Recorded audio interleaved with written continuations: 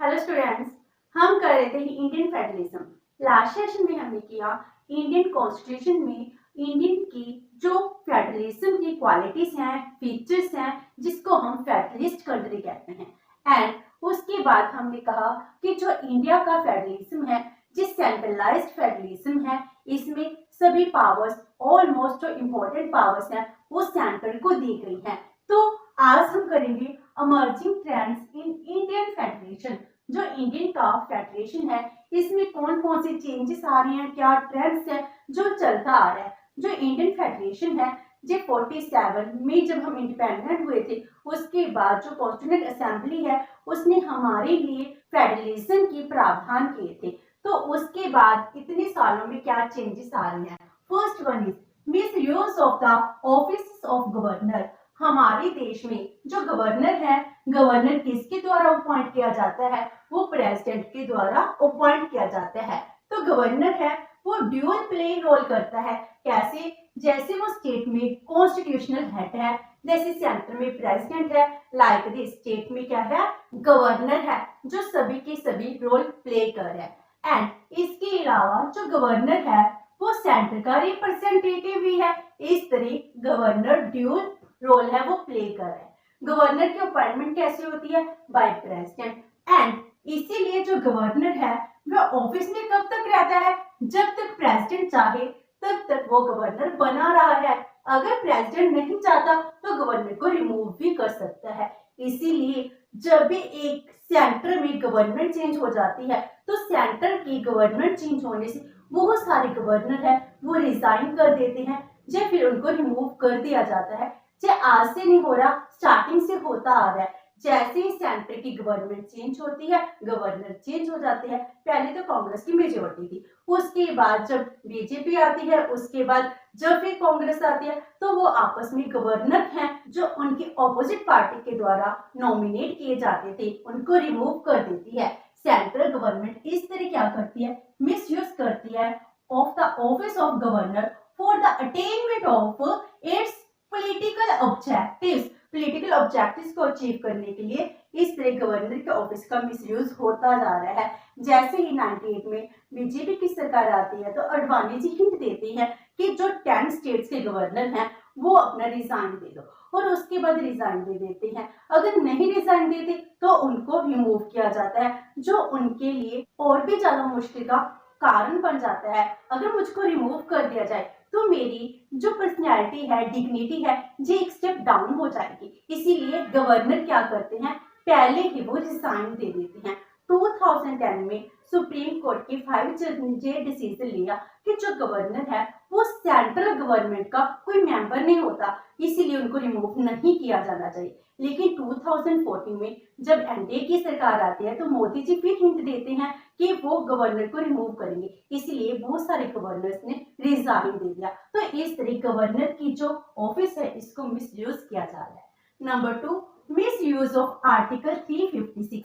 जो आर्टिकल 356 है इसका भी मिसयूज हो रहा है। आर्टिकल 356 क्या है? ये प्रेसिडेंट की पावर होती है जिसके अंडर वो पॉलिटिकल स्टेबिलिटी मेंटेन करता है। तो इसमें क्या करते हैं, अगर लॉ एंड ऑर्डर को मेंटेन करने के लिए लगता है कि किसी स्टेट में प्रेसिडेंट रूल अप्लाई होना चाहिए, तो वो प्रेसिडेंट रूल इम्पोज कर सकता है। तो जिसके बाद क्या होता है, स्टेट की जो पॉलिटिकल पार्टी होती है, जो रूल कर रही होती है, वो सभी डिसॉल्व हो जाती है। सभी पावर्स किसके हाथ में आ जाती हैं? प्रेसिडेंट के हाथ में आ जाती हैं। लेकिन सेंट्रल गवर्नमेंट क्या करती है, इस आर्टिकल को मिसयूज करती है। वो किस लिए यूज करती है? जो ऑपोजिशन गवर्नमेंट है उनको डिसॉल्व करने के लिए करती हैं। जो स्टेट्स हैं उनको लाइक नहीं करती। इट मींस क्या हो गया, अगर सेंट्रल गवर्नमेंट मान लो बीजेपी की है और किसी स्टेट में अगर कांग्रेस पार्टी की सरकार है और उनमें काफी डिस्प्यूट चल रहा है, तो इस केस में सेंट्रल गवर्नमेंट आर्टिकल 356 यूज करके क्या करती है, वो वहां की जो गवर्नमेंट है उनको डिसॉल्व कर देती है। Next is role of all India services. All India services, जैसे हम यूपीएससी की बात करते हैं, यूनियन पब्लिक सर्विसेज कमीशन, इसके अंदर जो बड़े बड़े हाई ऑफिशियल पोस्ट होती हैं वो किसके द्वारा अपॉइंट की जाती हैं? सेंट्रल गवर्नमेंट के द्वारा अपॉइंट किए जाते हैं। Officers working on high post in the states are appointed from the all India services and अगर जो आईएएस ऑफिसर होते हैं वो क्या है इंडियन गवर्नमेंट के अंडर आते हैं और उनका कंट्रोल भी किसके हाथ में होता है, सेंटर के हाथ में होता है। इसका मीनिंग क्या हो गया कि जो स्टेट्स है वो डिमांड कर रही हैं कि हाई ऑफिशियल्स है उन पर हमारे स्टेट के जो मेंबर्स हैं उनकी अपॉइंटमेंट होनी चाहिए। इस तरह इन दोनों के बीच क्लैश होता जाता है। Next is centres has money in the distribution of discretionary grants. जो सेंटर है, सेंटर के पास पावर है कि वो स्टेट्स को ग्रांट देती है। जो स्टेट्स हैं इनके पास फाइनेंशियल इंडिपेंडेंस नहीं होती है। जिस स्टेट्स सेंटर के ऊपर डिपेंड करते हैं और इनके पास लिमिटेड सोर्स होते हैं। हर एक स्टेट चाहती है कि हमारे स्टेट में वेलफेयर फंक्शंस हैं जो प्रमोट किए जाएं, इसके लिए उनको ग्रांट्स की जरूरत होती है और सेंट्रल गवर्नमेंट जो ग्रांट देती है वो सारी कंडीशंस पर देती है, तो बहुत सारी कंडीशंस इंपोज कर देती है। तो जो ग्रांट्स मिल रही हैं उन पर भी क्या है, सेंटर की अपनी मर्जी है। Grants given by centre limit the financial independence of the state. इसीलिए स्टेट है कोई भी वेलफेयर फंक्शन अपनी मर्जी से नहीं कर सकती, उसको सेंटर की तरफ देखना पड़ता है, तब जाकर वो अपने स्टेट में डेवलपमेंट वर्क है वो कर सकती है। Next is role of finance commission. Finance commission क्या है, जो क्या करता है सेंटर एंड स्टेट इनमें जो ग्रांट्स हैं किस बिहाफ पर दी जाएंगी, जो स्टेट में टैक्स रिवेन्यू कलेक्ट होता है इसकी डिस्ट्रीब्यूशन कैसे होगी, ये सब काम कौन करता है, फाइनेंस कमीशन करता है। फाइनेंस कमीशन ही रिकमेंड करता है। तो article 280 made a provision of the establishment of finance commission by the president and आज के टाइम में 15th फाइनेंस कमीशन चल रहा है, जो क्या करता है रिकमेंड करता है financial assistance to the states. And finance commission की जो रिकमेंडेशंस हैं ये जरूरी नहीं है कि सेंट्रल गवर्नमेंट इसको माने ही माने, तो इसमें भी प्रॉब्लम आती है। जो फाइनेंस कमीशन है वो सेंट्रल गवर्नमेंट के अंडर ही वर्क करता है, वो उसके अकॉर्डिंग ही जो डिस्ट्रीब्यूशन है सेंटर की फेवर में ही देता है। Next is establishment of central public undertakings in the state. State में जो सेंट्रल पब्लिक अंडरटेकिंग्स हैं वो भी सेंटर अपने पॉलिटिकल ऑब्जेक्टिव्स हैं इनको अचीव करने के लिए ही करती है। तो जो बड़ी बड़ी बेसिक इंडस्ट्रीज हैं वो इस्टेब्लिश की जाती हैं, तो इसलिए पॉलिटिकल मोटिव्स देखकर जहां पर मुझको लगता है सेंटर को लगता है कि इस स्टेट में अगर मैं बड़ा पब्लिक सेक्टर एंटरप्राइजेस खोलेंगे तो उससे बदले मुझे बहुत सारा पॉलिटिकल एडवांटेज होने वाला है, वोटें मेरे हाथ में आएंगी, तो वो पार्टी उस स्टेट में बड़ा बिग इंडस्ट्री बड़े बड़े जो एंटरप्राइजेस हैं वो इस्टेब्लिश कर देती है, अदरवाइज नहीं करती। इस तरह अनबैलेंस्ड ग्रोथ होती है। Next is constitutional amendments.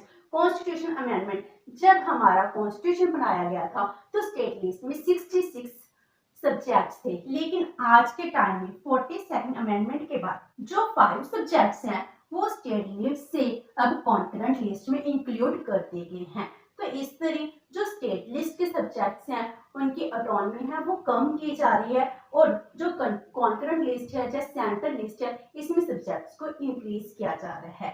Next is role of election commission. Election commission क्या है, वो एक इंडिपेंडेंट बॉडी है। आर्टिकल 324 एक प्रोविजन बनाती है जिसमें इलेक्शन कमीशन को इस्टेब्लिश किया जाता है ताकि वो फ्री एंड इम्पार्शियल इलेक्शन है वो पूरे देश में करा सके। लेकिन हमको ये लगता है कि जो इलेक्शन कमीशन है वो कैसे काम करती है, जैसे सेंट्रल गवर्नमेंट कहती है वैसे ही काम करती है, तो जिस सेंट्रल गवर्नमेंट की एजेंसी के रूप में सामने आ रही है। Next is question of maintenance of law and order in the states and the protection of centres property. It means क्या हो गया, एक स्टेट में लॉ एंड ऑर्डर को मेंटेन करना है, एक स्टेट में सेंटर की प्रॉपर्टी है, इसके लिए सेंटर क्या करती है, जो प्रोटेक्शन फोर्सेस होती है इनको डिप्यूट करती है, जैसे सेंट्रल रिजर्व पुलिस फोर्स। इस तरह ये क्या करती है, अपनी प्रोटेक्शन के लिए अपनी प्रॉपर्टी को प्रोटेक्ट करने के लिए सेंटर लेवल की अथॉरिटी है, फोर्स है, बटालियंस हैं उनको भेजती है। लेकिन स्टेट्स क्या कहते हैं, स्टेट्स कहते हैं जब हमको जरूरत होती है सेंटर तब जो बटालियन नहीं भेजती, जो फोर्स सेंटर अपनी मर्जी से भेजती है। तो इस बात पर सेंटर एंड स्टेट में भी बहुत ज्यादा क्लैशेस अराइज होते हैं। Next is formation of zonal council. Zonal council किस लिए स्टैब्लिश किए गए थे? कोऑपरेटिव फेडरलिज्म के लिए। तो इसके अंडर जो स्टेट रीऑर्गेनाइजेशन एक्ट है 1956, तो उसमें पूरे इंडिया को 5 जोनल्स में डिवाइड किया गया था। तो 5 जोन्स कौन से हैं? Northern zone, central zone, eastern zone, western zone and southern zone. ये जोन्स किस लिए काम करते हैं? ये जोन के थ्रू एक जोन काउंसिल बनाई जाती है, जो काउंसिल आपस में मिलकर जो स्टेट्स हैं, स्टेट्स के प्रॉब्लम को सॉल्व करने की बात करते हैं।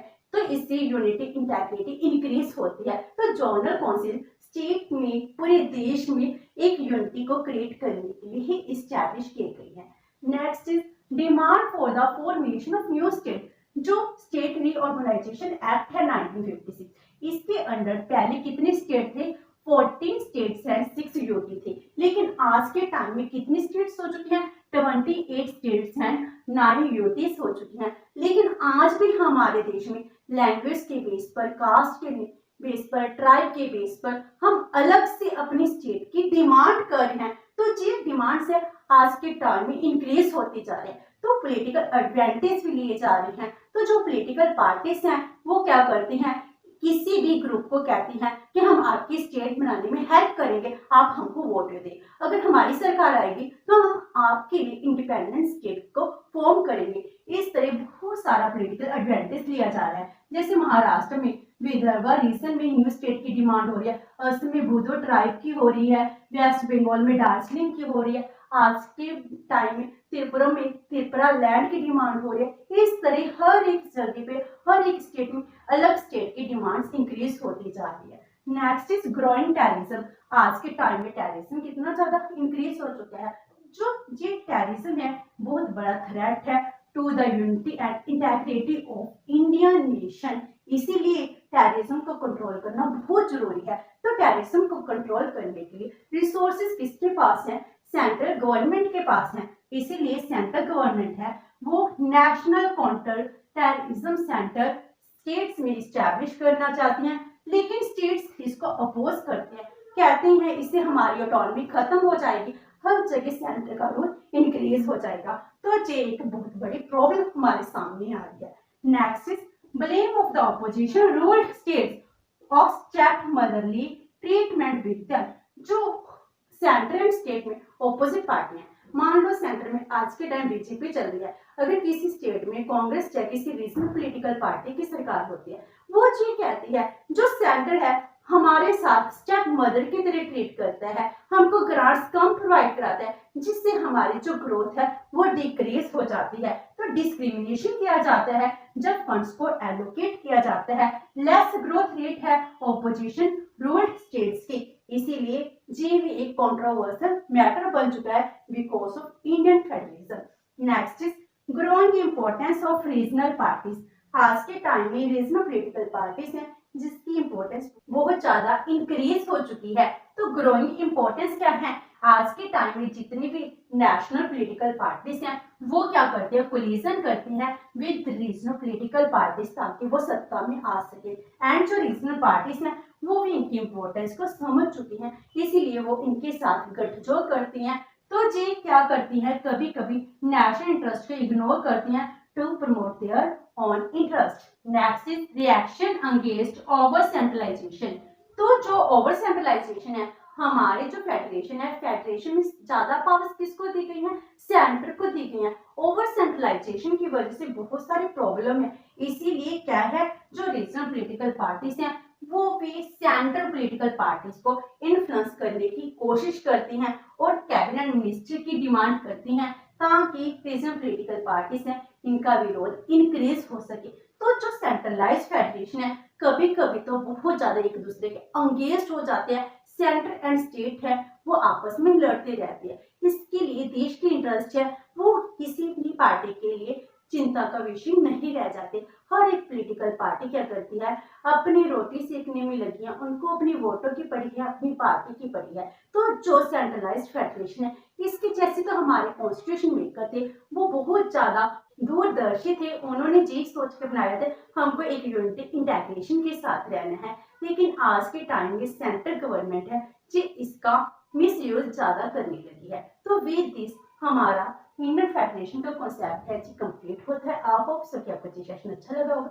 अगर आपकी कोई क्वेरी है तो post in the comment box and video अच्छी लगी तो please like and share with your friends. Thank you so much and have a nice day.